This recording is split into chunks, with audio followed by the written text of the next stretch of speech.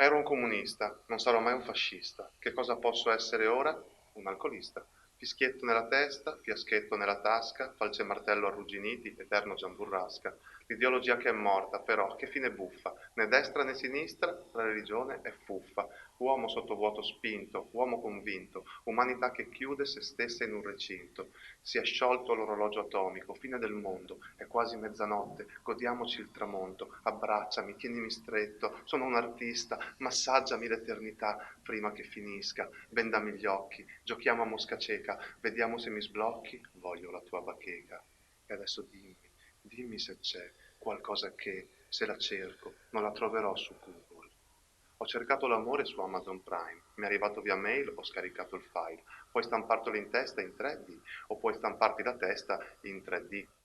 Adesso ho troppo sonno, non ragiono, genero mostri a cui poi mi affeziono. Vorrei buttarmi a letto, ma c'è il bambino. Potrei buttarmi via, carne da cestino, carne da cannone, cartine da canne, uomo macchina, sì, ma sempre in panne. Panni sporchi lavati in famiglia, programma sbagliato, ho infeltrito una figlia. Occhio sbarrato, cervello bloccato, fuga del cervello dal corpo sbagliato. Zona rossa, zona di contenimento, quartiere a luci rosse, no, quartiere spento.